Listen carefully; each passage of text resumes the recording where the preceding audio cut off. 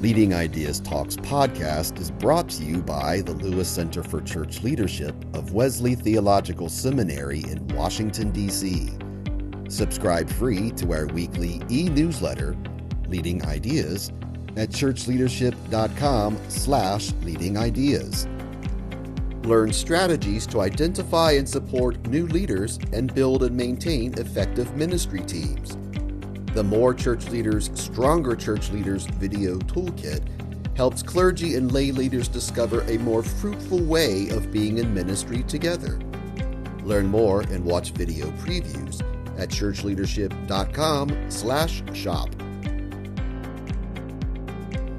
And remember, to stay up to date with the latest church leadership strategies and information, please like and subscribe to this channel and click the bell icon to get updates for new videos. How can church leaders improve their time management and maximize ministry? In this episode, we speak with Nicole Reilley about time management, saying no, and prioritizing rest and Sabbath. Also, learn how digital resources can help you better manage your time. Welcome to Leading Ideas Talks, a podcast featuring thought leaders and innovative practitioners. I am Jessica Anschutz, the Assistant Director of the Lewis Center for Church Leadership, and I'm your host for this Leading Ideas Talk. Joining me is Reverend Nicole Reilley, a United Methodist pastor with over 30 years of experience. She's the author of Expanding the Expedition Through Digital Ministry, and is now serving as a clergy coach, social media manager, and host of the Clergy Wellness Project. Thank you, Nicole, for taking time to speak with me today about time management and ministry. My pleasure. As you know from your experience in ministry, there is always more work to be done, and to-do lists are ever growing. So how can church leaders better prioritize their work in the midst of those circumstances? Yeah, I think first, just it's hard, right? I mean, just the reality is that we are sent to do really tough work in usually challenging circumstances. So I think we have to ask ourselves early on, like, what really matters to us? What's really important? Even what does success look like? You know, where do I want to be sitting at the end of my ministry? What do I want to have given my time to? I think a lot of times we are people pleasers as clergy, and we set ourselves up just to react to what the needs are instead of taking a couple steps back and, take that authority and look at our lives and our schedules and decide, how do I want to do this? How do I want to live this? And I always thought about what gives me the most bang for my buck. I felt in ministry, sermons and staffing and leadership development and raising money, that those were the things that when I gave those my attention, things moved forward. But I would imagine it would be different for everyone. And then I think it's also like, what are you going to say no to? And there's a lot of demand on clergy's time for things outside of their local church. Oftentimes, if you're in United Methodist, the district and the conference wants a piece of your time as well. And I am not a big believer in serving at the district or conference level, especially if you're trying to grow a church or you're a mom or a dad who's got, kids at home. There's just so much time, and you have to decide, what success looks like for you. I think that's really important. And it's also, as you note, contextually specific as far as what's going on in your life and in the life of those around you, and what are the expectations not only of the congregation, but judicatories and other community activities. In a podcast episode that you had, you talked about the importance of identifying the North Star. And I'd love for you to share with our listeners sort of what you mean by this and how you use the North Star to help you prioritize. Yeah, so the idea of the North Star is really a variation on Stephen Covey's idea of the big rocks. So he tells this classic story that's been told a million times since about how, if you have rocks, big rocks, small rocks, sand and water, you got to put them in the jar in the right order, or else you can't put them in. And for me, this idea that we have some guiding principles, we have a North Star in ministry, and knowing what our own North Star is, so we can put together our week in a way that actually turns in that direction, lets us focus our attention there. For me, the big rocks or my North Star were the sermon. The sermon was always a really important piece for me. I would say my staff and making sure that they had what they needed to be successful. That was one of my North Stars. And then sleeping, getting some sleep. That was a North Star for me. And getting some exercise in.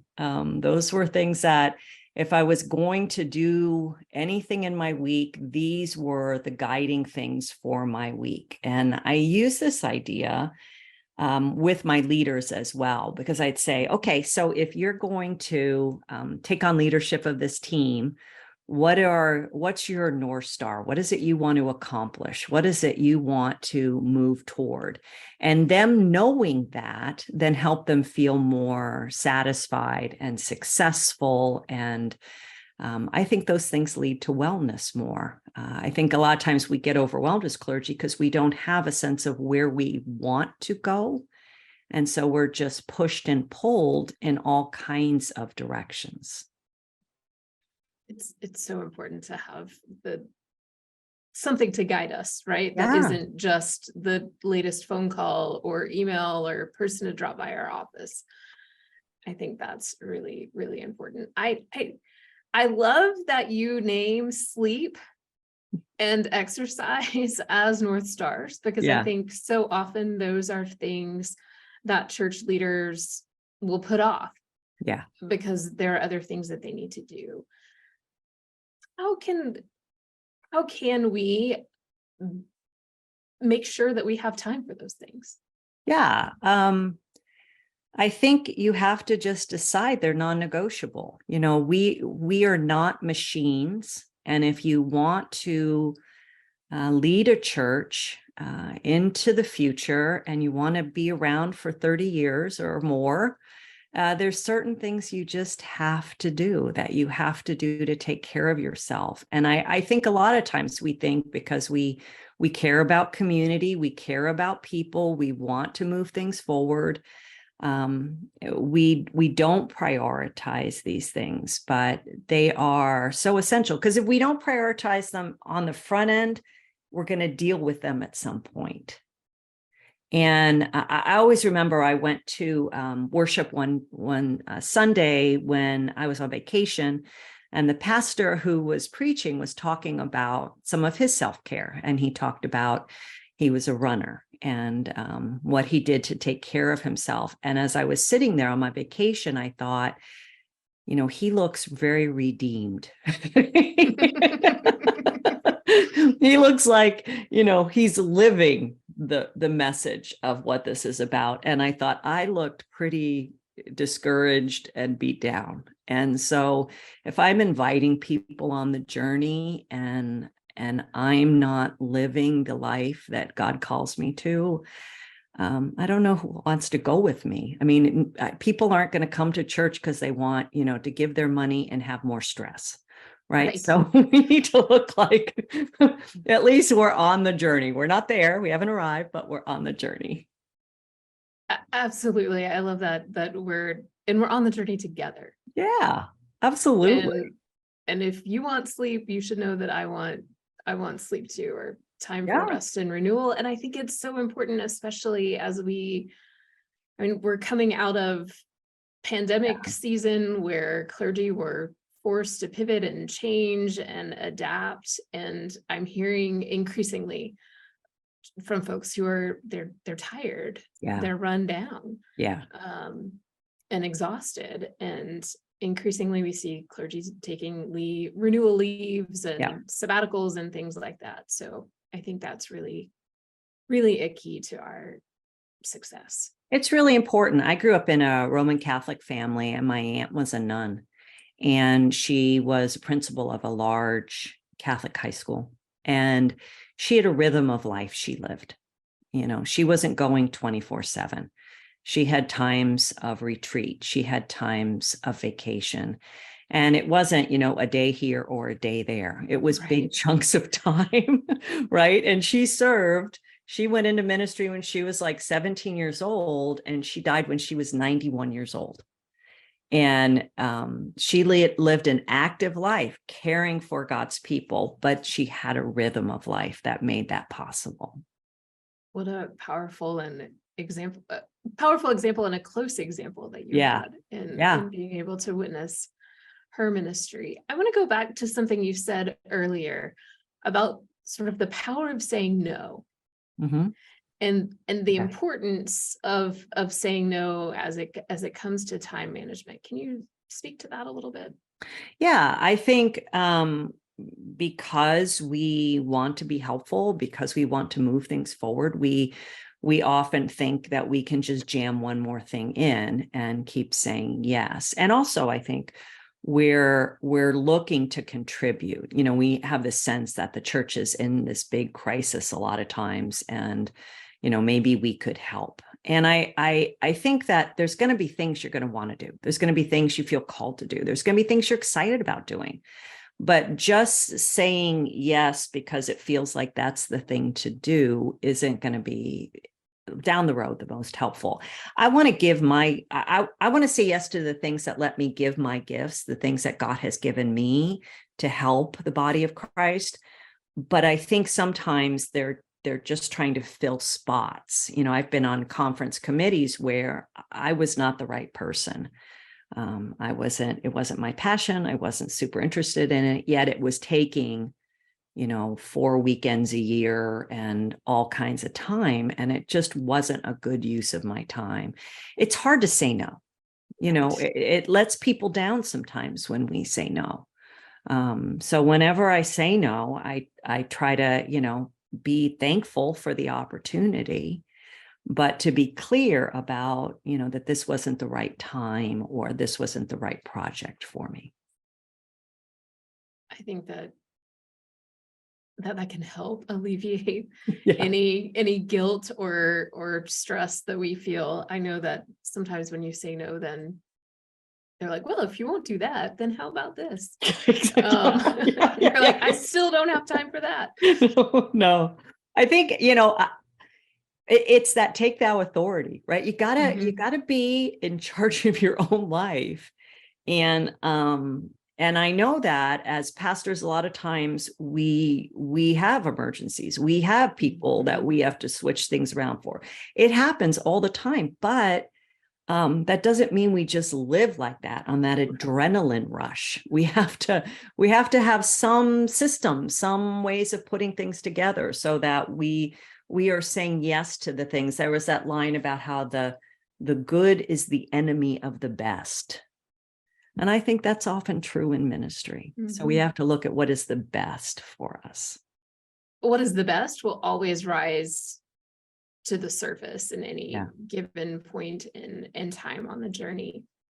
One of the things we're seeing, you've alluded to the challenges that the church is facing today, and I would argue that the church is always facing challenges. They just change over time. They do. But increasingly we see a rising number of bivocational clergy. And I think time management has to just be even harder for those who are trying to manage family and the potential of multiple jobs or vocations. So what words of wisdom do you have for those folks who find themselves in bivocational positions? Yeah, so I was bivocational for a while. I was doing house church planting, which was not funded. And then I was also pastoring a church. And so what was helpful to me, and what I think is helpful in general, is that communication right at the beginning, setting things up so it's clear. What does it mean that I'm here 50% time or 75% time? What does that actually mean as far as days you'll see me, or sermons I'll preach, or funerals I can do? I think a lot of times there are too many of us who say, yeah, 50% salary, but we're still working 80 or 100% or even more time. Mhm. And so really being very clear with either your DS or your HR or however it is in your system, what that means, to negotiate that and think about, if I'm 3/4 time, does that mean I'm preaching 3 weeks and 1 week I'm off completely? Or does that mean I'm working, 30 hours a week, all weeks? I think that kind of clarity is really important. I think also, I would just want to say, I think churches are way too dependent on clergy. And that is bad for the church as well as bad for the clergy. If clergy are the center of everything, that is not helpful. It's not helpful in the short term, and it's really not helpful in the long term. I think of when I was, when caller ID became a thing, that was like the best technology for me as a pastor, because I could be at home on a Saturday morning and I would see that really the same person every single week called me on Saturday morning. And I'd see her name there and I would just let it go to voicemail. She'd never leave a voicemail. But she was lonely on Saturday morning. She was a widow, and she would just start calling down her list. Mhm. Right. And so I think knowing, what your parameters are for ministry, how much time you're giving, and then getting control of some of the tasks, whether that's pastoral care, how that's done, how that can be done in a setting where I wish we just called it congregational care, because it's really not. If I'm giving all the care, we're in trouble here, because Right. I'm first of all not wired in that way. I'm wired differently, and so I'm not going to be the one who is going to be holding your hand and all of that all the time. But I'm going to raise up other people who will do that ministry, because I think that that's a really important ministry. I think a couple other things I would think of with bivocational ministry is, if you are going to be the main preacher, getting a hold of that. And I think that you have to decide how much time you're going to give that, and what are some ways you can cut down on the amount of time it takes. And I think working with other pastors is key here. So who are the other pastors who you can do a sermon series with? Who are the people who you say, okay, we're going to do a sermon series on hope. We're going to do 4 weeks. I have 3 other pastor friends. Who's writing the sermon for each of those weeks, and how we're then going to customize whatever, someone sends us the exegetical work or some illustrations or whatever. So I think it's, how do we work together so we're not just having to recreate the wheel all the time? And then I think also in pastoral work in general, but I think probably especially in bivocational work, really looking at leaving some squishy time or some open time for those emergencies. So you're not just packed with, I'm leading a Bible study and I'm preaching every week and I'm, marrying, burying, what's the 2 to 3 hours that are squishy for whatever comes up, so you're not feeling so stressed out. I like that phrase, squishy time. I think we all need it. Yeah, I think it's huge, because I think a lot of times we just pack our schedule with all the things instead of saying, here's a couple hours here, here's a couple hours there. And these are times where if I need to deal with something, I can do it, and I'm not feeling like angry or put out that now I'm going to have to work late, but I have some time built in for that. I think that's a very practical and useful tip. As I think about our current digital age, and we learned a lot about remote work in the midst of the pandemic, and doing ministry remotely or even in a hybrid context. How how can we resource or utilize those resources, those digital resources, to better manage our time? I think everyone needs a system. So one of the resources that I use is OmniFocus, which is a program that I use to put all of my tasks in and organize them. That's just been super helpful. I would say also using something like the Pomodoro technique, which is a technique where you work for like standardly like 25 minutes and then you have 5 minutes off. There's actually online, they have a website. I think it's pomofocus.io. And it is a timer that's right there. Mm. And what I like about it a lot is you can set it up for different sounds. So I have like a ticking sound that goes like a clock, and that helps keep me focused. I usually do 50 minutes of focus and then 10 minutes off, but you can do 25 minutes of focus and 5 minutes off, whatever works better for you. But I think that kind of a tool really helps. I would also say, I know it might be a little controversial, but I think Chat GPT is also a tool for ministry at this point. I use it for social media. So I use it to help me write posts for social media. I've also used it to do a sermon outline when I felt particularly uninspired. So I'm like, it's Transfiguration Sunday again. What do I do with that? So I can go to this AI function and say, give me a sermon outline on Transfiguration Sunday and how it relates to us today. And it was a game changer because I just was like, oh, this is very interesting. This is very helpful. So I think it can spark things. It can get us going. So some of these, whatever the technological tools that you use are, I think that they're not to take the place of the human touch, but they are helpful in getting us going and getting the fire lit as we move forward and doing things. I work at home now full time as a clergy coach, but I will say that having a schedule is important, when you start the day and when the day is over, and even having a little end of the day ritual, because you can just take your laptop wherever you are. And it's like, we need to close this now. And, sometimes I will do 20 minutes of yoga at the end of my day, or I'll go for a 5-minute walk outside, just something to signal to myself that work is ended and now you can do other things. One of the things I always do in my scheduling of my week is I schedule rest in first. So every day I have a period of rest in some point in my day. And at this point in my ministry, I'm able to take like 45 minutes and put my feet up, read a book, or sit out in the garden, or do something. And that's part of the rhythm of the day, that there's that rest piece. And then there might be more work after that, or there might be other responsibilities after that. But just having some rest and having that as part of what I calendar. For folks who aren't calendaring rest, how would you encourage them to get started?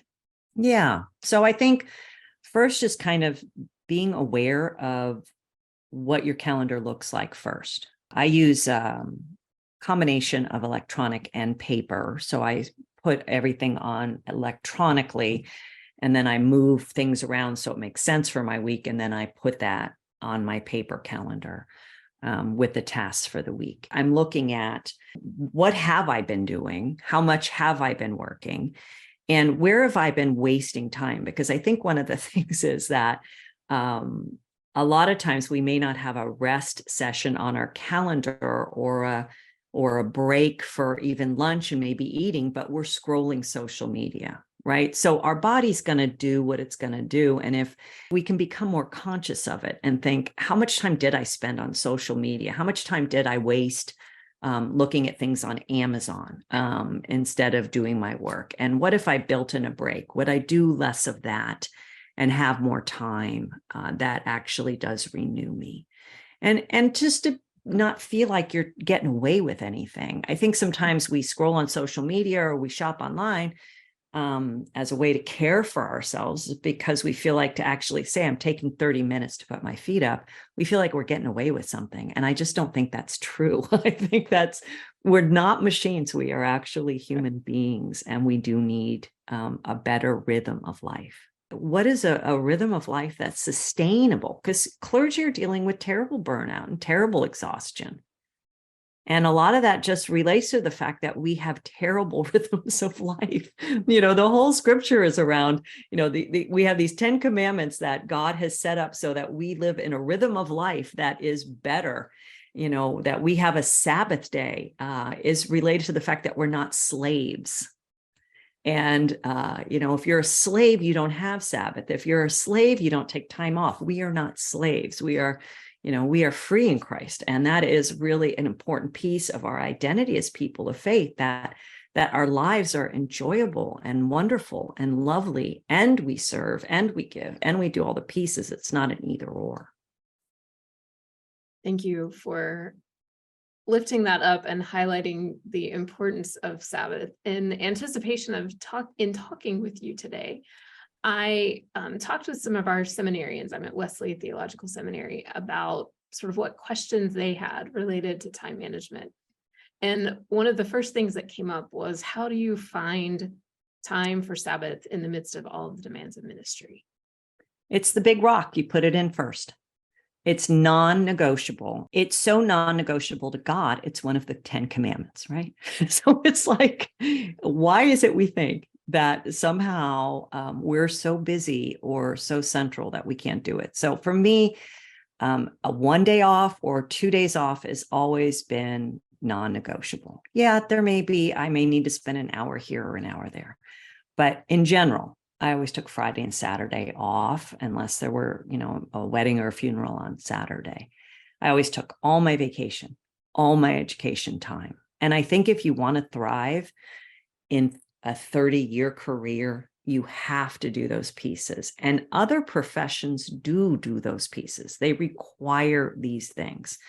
And I think if you're not sure how to start, building in some of them in your church life, things like telling your church, every month I take a Wednesday and it's a day of prayer. And then spending the morning, collecting, people on Facebook will tell you how to pray for them. You do all of those pieces, you pray for them, and then you take the afternoon off, or doing a quarterly retreat. I just came back from doing a 3-day retreat. And it was just, I rested, I read, I felt rejuvenated. And then looking at, is there a way you can take a day every other month for study, and extended time for study. If you have to invest in yourself, you have to prioritize who you are and the gifts that God has given you. And you can't do these things if you don't take time off. I think it's ridiculous. I think it's just ridiculous when we treat ourselves that poorly. That does nothing. It does nothing for us, and it is bad for the churches we serve. Well, I am so enjoying this conversation, but I recognize that our time is rapidly drawing to a close. And I want to invite you to sort of reflect on your years of experience and what you know now about time management and what you wish you had known when you started out in ministry. Yeah, I think at the beginning of ministry, I thought, I could just work hard enough to move things forward. And that if I just worked a little harder, things would come together more quickly. I realized that that's not actually how this works. And that when I did that, it was a lack of faith on my part. I have realized over the years that I can't make other people happy in the local church, that some people will be happy about the sermon on racism and some people will be unhappy about the sermon on racism. And as one friend said to me, if someone is going to be unhappy with my life, it's not going to be me. Right? So I'm going to do what I need to do in order to be successful in what matters to me in my life. I think I served at the beginning of my ministry from too much anxiety. And over the years, I've learned to serve more out of joy and out of my gifts. And to be able to say, I don't know how to do these things. I don't know what this is. And to pick up the phone and call people to get help. I think resourcing each other, not feeling so, I think as clergy, we often feel on our own. And I've always been a meditator. I grew up as Roman Catholic. When I was going to be confirmed, they taught us meditation, and it really stuck with me. And I think there were periods of my life where I struggled the most in ministry with stress or anxiety, were the times in my life that I was not living into a regular rhythm of prayer and meditation. So I think looking at looking back at 30 years, I feel like I've had lots of wonderful opportunities, serve churches that were 60 all the way to 500, and have learned a lot over the years. If I could talk to the Nicole of 30 years ago, I would definitely talk about focus on your own journey, on what matters to you. Focus on having more fun, on enjoying yourself a little more. I have one son, I have one child, and he and I always had a great time together in ministry. I used to, when he was little, I would take him with me on some things, and he always just, I think that's really served him well in his life. Those experiences that we had, and that's something I feel like I did right. But I think taking it down a notch would have been helpful. Would have been really helpful at some point. I think too many times I was just going. But I think that there's lots of opportunity in ministry. There's lots of possibilities. And our job is to give out of our gifts, to serve in a way that lights us up, to develop other people into leaders, to help people on their walk of discipleship. And out of that, then God grows the church and God moves things forward. That's beautiful. And I hope more people will take that to heart. I want to thank you, Nicole, for taking the time to speak with us today, to reflect with us. And I want to remind our listeners that your book is Expanding the Expedition Through Digital Ministry, and that your podcast is the Clergy Wellness Podcast. And I hope that folks will both check out your book and listen. Thank you so much. I appreciate the opportunity to share. I think our clergy are our greatest resource, and they need time and attention and lots of love and encouragement in this season. I wholeheartedly agree with you. Thanks again. Thanks for joining us for Leading Ideas Talks. Please like and subscribe to this channel and click the bell icon to get updates for new videos.